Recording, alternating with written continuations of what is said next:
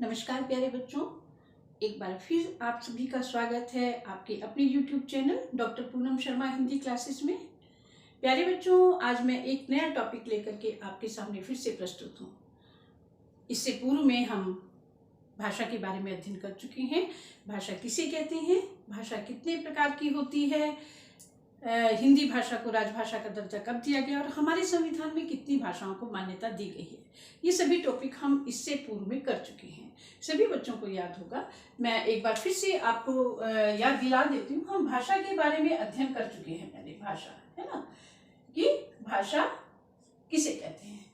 तो भाषा भावों के और विचारों के आदान प्रदान का साधन है, यानी कि भाषा के द्वारा हम अपने विचारों को, अपने भावों को एक दूसरे पर प्रकट करते हैं, वही भाषा कहलाती है। जो साधन है वो भाषा ही इसका साधन है, ठीक है। अब भाषा कितने प्रकार की होती है ये भी मैंने आपको बताया था कि भाषा जो है हमारी दो प्रकार की होती है। नंबर एक है हमारी मौखिक भाषा और दूसरी हमारी है लिखित भाषा। नंबर एक है मौखिक और दूसरी जो है वो लिखित भाषा है। देखिएगा बच्चों, अब मौखिक में जो है, मौखिक में केवल हम बोलकर ही अपने विचारों को व्यक्त करते हैं। मौखिक में लिखना शामिल नहीं है। लेकिन जो लिखित भाषा है, जो भाषा का दूसरा रूप है लिखित भाषा, उसमें बोलना और लिखना दोनों चीजें शामिल है। तो ये बात आप विशेष रूप से ध्यान रखिएगा कि भाषा हमारी दो प्रकार की होती है, मौखिक और लिखित। इसके पश्चात हुआ कि हमारे संविधान में राजभाषा को हिंदी भाषा को राजभाषा का दर्जा कब दिया गया। तो जैसे कि हम हर साल मनाते हैं 14 सितंबर 1949 को, 14 सितंबर 1949 को हिंदी भाषा को राजभाषा का दर्जा दिया गया। ये मैं इससे पूर्व में सब करा चुकी हूँ, लेकिन आज वीडियो जो है वो थोड़े समय के बाद आया है, तो इसलिए आपको दोबारा से याद दिलाने के लिए मैं ये सारी चीजें दोहरा रही हूँ कि सन 1949 को, 14 सितंबर 1949 को हिंदी को राजभाषा का दर्जा दिया गया। और इसी दिन हम हिंदी दिवस मनाते हैं। क्या बनाते हैं बच्चों? हिंदी दिवस मनाते हैं। मैंने बताया था कि हमारे जो विद्यालय हैं उनमें, ऑफिस में, बैंक वगैरह में, सभी में हिंदी दिवस मनाया जाता है, ठीक। इसके पश्चात ये हुआ कि हमारे संविधान में कितनी भाषाओं को मान्यता दी गई है। तो हमारे संविधान में सब देखिएगा 22 भाषाओं को, हमारे संविधान में 22 भाषाओं को मान्यता दी गई है। इसमें मैंने आपको ये भी बताया था 22 भाषाओं को मान्यता दी गई है। जो सबसे लास्ट में दी गई हैं, बोडो, संथाली, डोगरी, ये इस प्रकार 4 भाषाएं थी। इनके ऊपर एग्जाम में अवश्य प्रश्न पूछा जाता है। जो कॉम्पिटिटिव लेवल के एग्जाम होते हैं, जो प्रतियोगी परीक्षाएं होती हैं, उनमें इस पर आधारित प्रश्न अवश्य ही पूछ लिया जाता है। तो इस बात को अवश्य ही आप ध्यान रखिए। आज इसी कड़ी में, ये हम इतना कुछ पहले कर चुके हैं, इसी कड़ी में आज हम करने वाले हैं लिपि। लिपि किसे कहते हैं? तो सभी बच्चे देखेंगे कि लिपि किसे कहते हैं। ये मैं मिटा दे रही हूँ आपका, क्योंकि ये आप पूर्व में सब कर चुके हैं और इससे पूर्व की वीडियो में ये सारी चीजें आपको देखने को विस्तार से मिल जाएंगी। तो आज हम लिपि की बात करते हैं।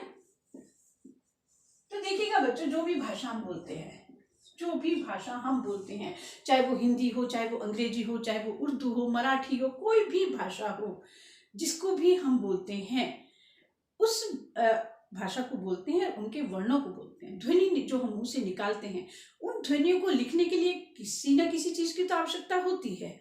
अब मैंने बोला क, क्योंकि हम हिंदी भाषी हैं, हिंदी बोलते हैं, तो मैंने बोला क। अगर मैंने क बोला तो उस क को लिखेंगे कैसे हम? क्योंकि ये ध्वनि मैं मुंह से उच्चरित कर रही हूँ, मुंह से निकाल रही हूँ, मुंह से बोल रही हूँ। क लिखा, बोला मैंने, ख बोला मैंने, ग बोला मैंने, अ बोला, आ, कोई भी ध्वनि हो हमारी, तो इनको हम लिखेंगे कैसे? अ को मैंने ऐसे लिखा, ये मैंने लिखा अ, ये मैंने लिखा आ, ठीक है। जब मैंने अ लिखा और जब मैंने आ लिखा, तभी तो आपने पहचाना कि अ ऐसे लिखा जाएगा और आ ऐसे लिखा जाएगा। वरना तो आपको कैसे पता चलेगा कि इनको हम लिखेंगे कैसे? जो ध्वनि हम मुंह से बोल रहे हैं, हम अ बोल रहे हैं, हम आ बोल रहे हैं, हम इसके अलावा क बोल सकते हैं, हम ख बोल सकते हैं, हम कोई भी ध्वनि जो हम मुंह से बोलते हैं उसको लिखा कैसे जाएगा? तो इनको इस प्रकार से लिखा जाएगा। तो ध्वनियों के इन लिखित चिन्हों को ही लिपि कहते हैं। ध्वनि के इन लिखित चिन्हों को ही हम लिपि कहते हैं। अब आप कहेंगे कि ठीक है, ये है, तो हिंदी की हमारी लिपि कौन सी है? ये जो हम हिंदी भाषा लेते हैं इसकी लिपि देवनागरी है। कौन सी है बच्चों? देवनागरी है। देवनागरी को हम नागरी लिपि भी कह सकते हैं। देवनागरी को नागरी लिपि भी कहा जाता है। अब हम लिपि की परिभाषा लिख लें।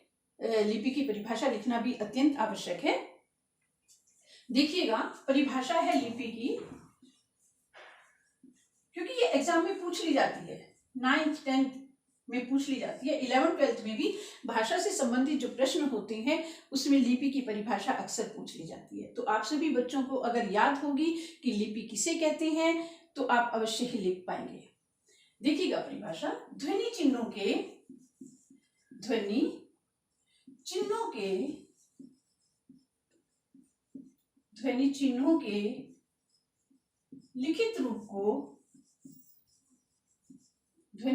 लिखित रूप को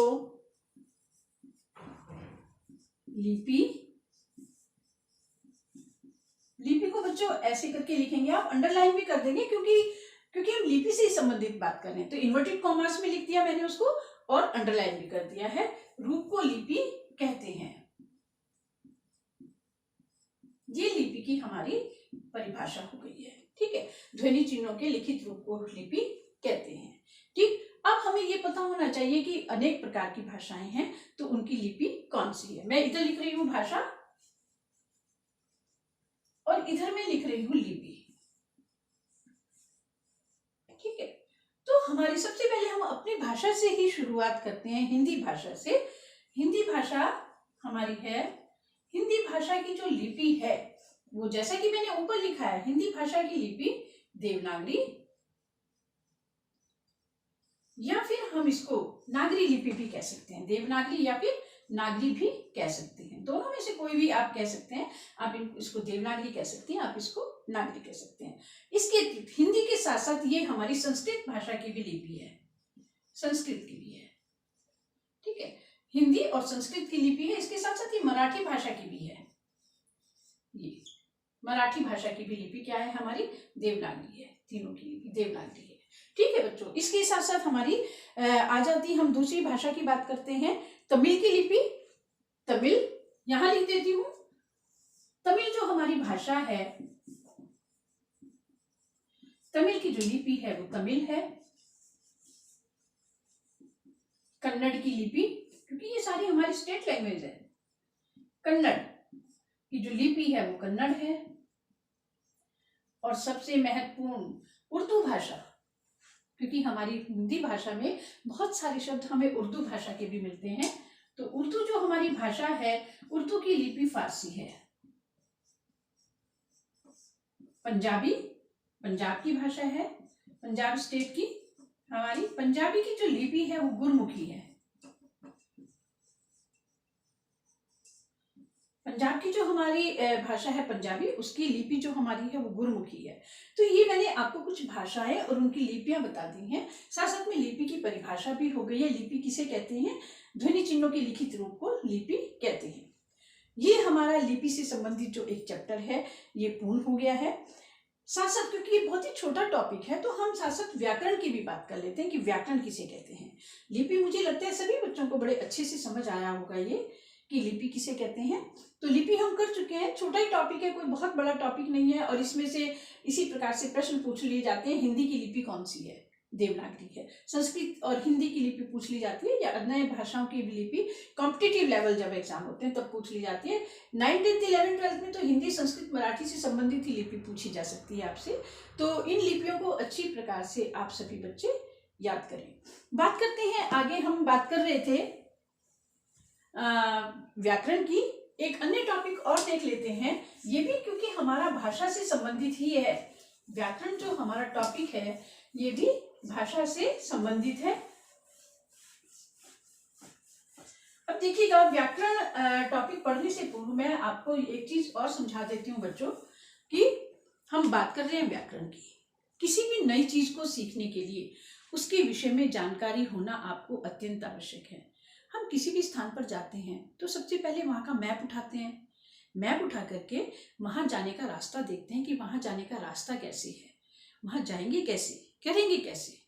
ठीक है, उसी प्रकार से जब हम भाषा की बात करते हैं और किसी भी भाषा की बात करते हैं, चाहे वो हमारी हिंदी भाषा हो, चाहे अंग्रेजी भाषा हो, चाहे संस्कृत, मराठी, कोई भी भाषा आप ले लीजिए, चाहे फ्रांस की भाषा फ्रांसीसी आप ले लीजिए, रूसी भाषा को आप ले लीजिए, तो जब हम उस भाषा की बात करते हैं, उस भाषा को बोलते हैं, सीखते हैं, तो सबसे पहले हमें उस भाषा के नियमों की जानकारी होना अत्यंत आवश्यक है। जानकारी के अभाव में आप उस भाषा को सीख नहीं सकते हैं। तो व्याकरण हमें ये सब सिखाता है। व्याकरण हमें किसी भी भाषा के नियमों की जानकारी देता है। किसी भी भाषा को जब हम सीखेंगे तो सबसे पहले हमें उसके नियमों की जानकारी हो। अगर नियमों की जानकारी नहीं होगी तो आप भाषा को सीख नहीं पाएंगे। ठीक है, तो किसी भी भाषा को सीखने के लिए देखिएगा, इसका व्याकरण आज हम पढ़ रहे हैं कि व्याकरण किसे कहते हैं। व्याकरण बहुत, ये 9th 10th 11th 12th का प्रश्न है। व्याकरण जो मैं आपको बता रही हूँ बच्चों, ये 9th 10th 11th 12th का प्रश्न है और इनमें अक्सर पूछ लिया जाता है कि व्याकरण किसे कहते हैं। तो व्याकरण के बारे में हम पढ़ रहे हैं।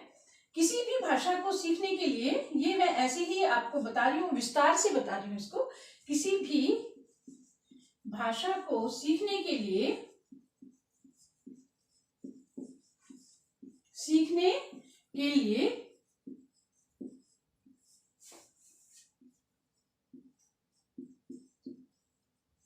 उसके नियमों की जानकारी होना अत्यंत आवश्यक है। उसके नियमों की जानकारी होना अत्यंत आवश्यक है, अत्यंत आवश्यक है। जो मैंने लिखा है आपको, अब ये सारी जानकारी हमें कौन देता है? हमारा व्याकरण हमें ये सारी जानकारियां देता है। तो अब हम व्याकरण की परिभाषा लिखेंगे कि व्याकरण वह शास्त्र है, देखिएगा इसकी परिभाषा है, व्याकरण की परिभाषा, व्याकरण वह शास्त्र है, व्याकरण वह शास्त्र है जो हमें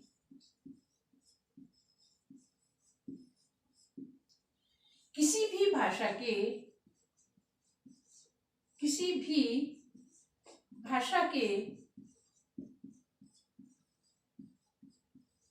शुद्ध रूप का ज्ञान कराता है। शुद्ध रूप का, बच्चों देखिए, शुद्ध रूप का